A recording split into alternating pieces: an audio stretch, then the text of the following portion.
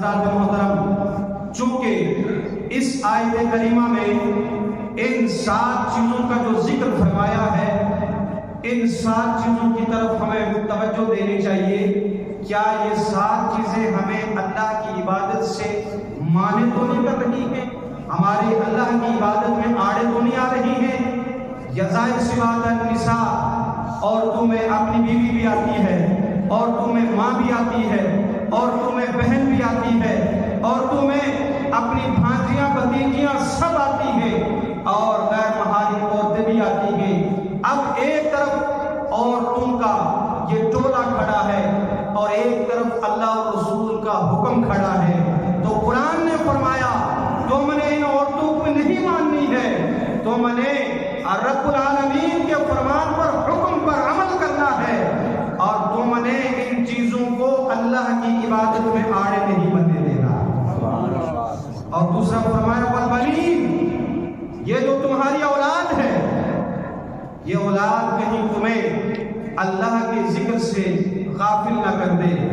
اپنی اولاد تم اس کو دین کا علم سکھاؤ، اس کو نماز کی تلقین کرو، اس کو نیک اعمال کی تلقین کرو۔ ایسا نہ ہو کہ تمہاری اولاد تمہیں اللہ نے دی ہے، اسی اولاد کو تم دنیاوی اسباب کی طرف اتنا مشغول کر دو، نہ اس کو نماز کا پتہ ہو، نہ اس کو روزے کا پتہ ہو۔ یہ ساری چیزیں پسے پشت ڈال کر دیں گے آپ، تو ظاہر سی بات ہے کہ پھر آپ نے اپنی اولاد کو جہنم کا ایندھن بنایا ہے۔ اور قرآن کہتا ہے یا ایھا الذین آمنوا قوا انفسکم واہلیکم نارا، تم اپنے آپ کو بھی جہنم کی آگ سے بچاؤ اور اپنی آل اولاد کو بھی جہنم کی آگ سے بچاؤ۔ حضرات محترم، قرآن پاک نے فرمایا والقناطیر المقنطرۃ من الذھب والفضہ، اور سونے چاندی کے ڈھیر۔ ذہب یذہب عربی میں معنی آتا ہے جانا، اور سونے کو عربی میں ذہب بولتے ہیں، چونکہ یہ ایک ملک سے دوسرے ملک میں جا کر ہی کام آتا ہے۔ اور سونا اس لیے، جب سونا ہماری ماں اور بہنوں کے پاس ہوتا ہے، چاندی ہوتا ہے، اگر وہ اس کی زکوٰۃ ادا نہیں کرے گی تو اس کا مطلب یہ ہے کہ آپ نے سونے چاندی سے پیار زیادہ کیا ہے اور اللہ کے حکم سے آپ نے پیار نہیں کیا ہے۔ اور قرآن کہتا ہے کہ یہ چیزیں تمہاری رب تک کوئی آڑ نہیں بننی چاہیے۔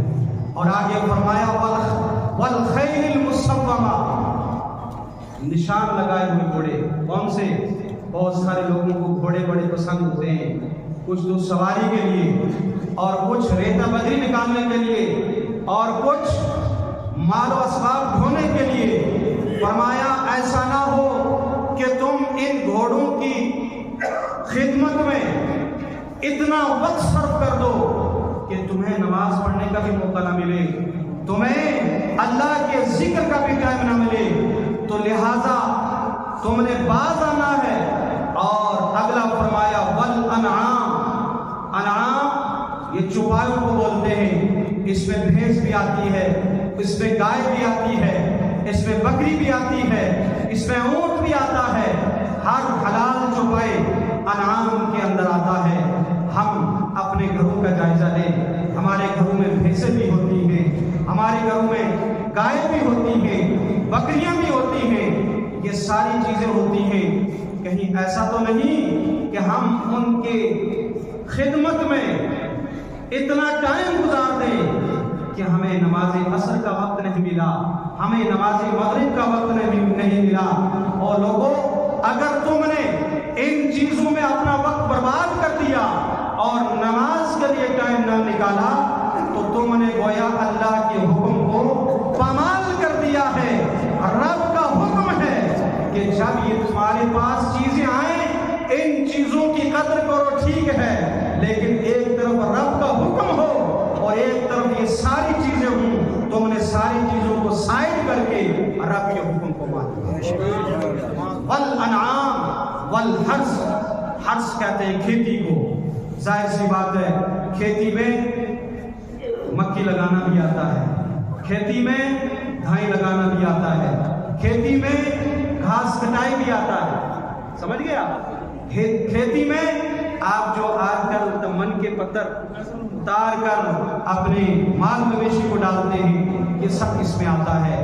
آپ ہم اپنا جائزہ لیتے ہیں، کیا ہم جب اسوج کے مہینے میں گھاس کٹائی کرتے ہیں تو کیا ہم رب کے حکم کی فرما برداری کرتے ہیں؟ یہ ہمیں اپنا محاسبہ کرنا چاہیے۔ ہماری نمازیں بھی غائب ہو جاتی ہیں اور ساتھ ساتھ ہم ڈھول ڈمکے لے کر کے اس کھیتیوں کو کاٹنے کے لیے جاتے ہیں۔ جب پوچھا جاتا ہے جناب آپ نماز نہیں پڑھی آپ نے، وہ کہتے ہیں مجھے سب ٹائم ہی نہیں ملا۔ اگر ہم گھاس چھوڑ دیتے تو بارش آ جاتی، گھاس چھوڑ دیتے تو جناب والا یہ سارے معاملات ہو جاتے۔ گویا تم نے اللہ کے حکم کی پامالی کی ہے اور دنیا کی مال و اسباب کی طرف تم نے اپنا یہ سارا کچھ کیا ہے، اور یہ ساری چیزیں تمہارے لیے جہنم کا ایندھن بن جائے۔ قرآن پاک نے فرمایا ذالک متاع الحیات الدنیا، اور لوگوں یہ ساری چیزیں جو 7 چیزیں ہم نے گائی ہیں یہ تو دنیاوی مال و متاع ہے۔ واللہ عندہ حسن المآب، اللہ کے پاس بہترین ٹھہرنے کی جگہ ہے۔ سبحان اللہ۔ حضرات محترم، قرآن پاک نے فرمایا قل، اے حبیب آپ اعلان فرما دیجئے، اَأُنَبِّئُكُمْ، کیا میں تمہیں خبردار نہ کروں؟ کیا تمہیں میں خبردار نہ کروں بخیر من ذالکم، جو ان ساری چیزوں سے بہتر ہو، جو ان ساری چیزوں سے بہتر ہو۔ فرمایا کس لیے؟ للذین اتقوا، ان لوگوں کے لیے جنہوں نے تقوی اختیار کیا۔ تقوی کا بہت سارے معنی آتے ہیں، بہت سارے مفسرین نے فرمایا جو کفر کا مقابل ایمان ہے اس کو صاحب تقوی کہتے ہیں۔ بعض لوگوں نے کہا جس کا ظاہر اور باطن ایک جیسا ہو اس کو تقوی کہتے ہیں۔ بعض لوگوں نے کہا کہ تقوی جو خلاف اولا چیزیں ہیں ان چیزوں کے چھوڑنے کا نام بھی تقوی ہوتا ہے۔ فرمایا جنہوں نے تقوی اختیار کیا، قرآن پاک نے فرمایا لہم جنات عند ربہم، ان کے لیے اللہ پاک نے باغات کو بنایا ہے۔ جنات، یہ جنت ان کی جمع ہے، اور جنت ہر باغ کو کہتے ہیں، اور جنت کو باغ اس لیے کہا گیا کہ جنت میں کھیتی نہیں ہوگی، جنت میں باغ ہوگی۔ کیا ہوں گے بولو؟ کیوں؟